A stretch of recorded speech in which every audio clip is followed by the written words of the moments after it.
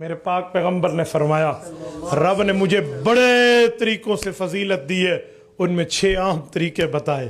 کہ وہ کیا؟ کہ لوگوں ان میں ایک طریقہ، ایک فضیلت کا معاملہ کیا ہے؟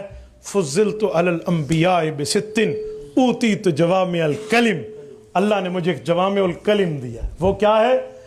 ایک لفظ بولو ایک مطلب بنے، اسے کہتے ہیں کلمہ جامعہ۔ ایک لفظ بولو کئی مطلب بنے، کیا مطلب؟ ایک لفظ کا مطلب ایک، اسے کہتے ہیں کلمہ۔ ایک لفظ سے مطلب کئی حال ہو، اسے کہتے ہیں کلمہ جامعہ۔ باقی انبیاء محدود دور میں آئے، محدود وقت میں آئے، محدود علاقوں میں آئے تو انہیں کلمات ملے، فتلقى آدم من ربہ کلمات۔ لیکن جب میرے پاک پیغمبر آئے اوتیت جوامع الکلم، محدود دور نہیں ہے، لامحدود ہے، بڑا لمبا زمانہ ہے، بڑے لوگوں نے امت میں داخل ہونا ہے، رسول اللہ کے فالوورز اور متبعین کی تعداد اربوں خربوں میں آنی ہے، تو پھر اتنے بندوں کے لیے، اتنے مسائل کے لیے اتنی حدیثیں کہاں سے آئے؟ فرمایا جی نہیں، اوتیت جوامع الکلم، انہیں کلمہ جامعہ دیا ہے، حدیث ایک ہوگی مسئلے کئی حل ہو جائیں گے۔ یہ میرے پاک پیغمبر کا رتبہ ہے۔ یہ کلمی باز ہے، آپ نے مجھے لیٹ بٹھایا ورنہ میں اسے کھولتا اور اس کی مثالیں دیتا۔ توجہ۔ نمبر 2، وَنُصِرْتُ بِالرُّعْبِ، ایک حدیث میں ہے مسیرت شہر، اللہ نے مجھے رعب عطا فرمایا اپنے دشمن پر، اپنے مخالف پر یوں رعب عطا فرمایا ہے کہ اگر 1 مہینہ پیدل سفر دشمن مجھ سے دور ہوتا ہے تو وہ میرے رعب اور دبدبے سے کانپ رہا ہوتا ہے۔ یہ میرے پاک پیغمبر کی ہیبت ہے۔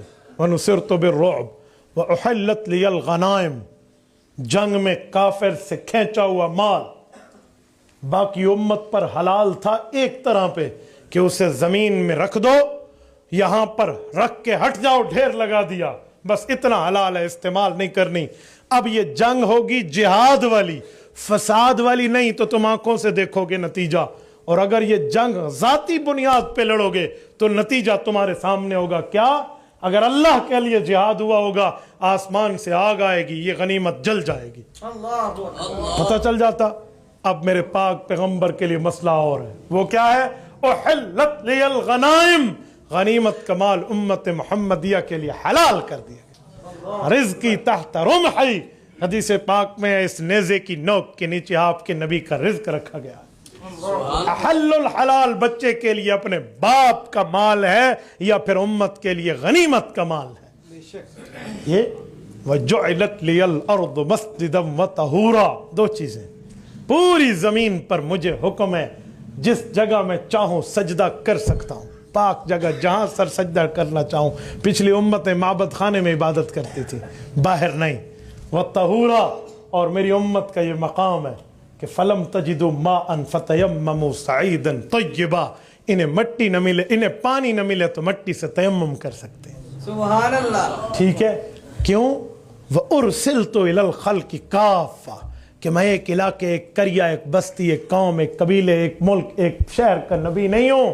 اُرْسِلْتُ إِلَى الْخَلْقِ كَافَّةً، میں قیامت تک آنے والی تمام مخلوقات کا نبی بنا کر بھیجا گیا۔ سبحان اللہ۔ اور یہ 6 رتبے مجھے کیوں ملے؟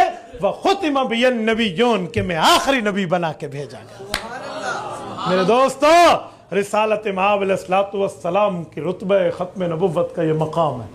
تبھی میں نے آپ کو کہا کہ ہم نے آپ کو بلایا، اور رات کو سوتے وقت بچوں کو کسی عیار کی کہانیاں سنانے سے بہتر ہے یہ عقیدوں کے سبق پڑھا کر سنائیں، اور اپنی تاریخ بتائیں جیسے مولانا فرما رہے تھے۔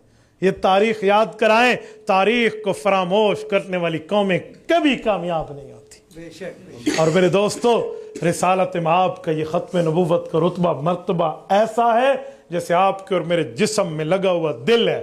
انگلی کٹے، ہاتھ کٹے، بازو کٹے، کان کٹے، ناک کٹے، آنکھ نکلے، زبان کٹے، ٹانگ کٹ جائے، بندہ زندہ رہتا ہے۔ لیکن اگر دل کا ایک مائکرو ٹکڑا بھی کٹ جائے، زندگی فنش، ختم۔ تو بھائی باقی معاملات میں کچھ اوپر نیچے ہو جائے تو ہو جائے، لیکن عقیدہ ختم نبوت پہ نو کمپرومائز۔ عقیدہ ختم نبوت پر چھوٹی سی بھی گنجائش اور اسپیس نہیں دی جا سکتی، ورنہ پورے اسلام کی عمارت دھڑام سے گر جائے گی۔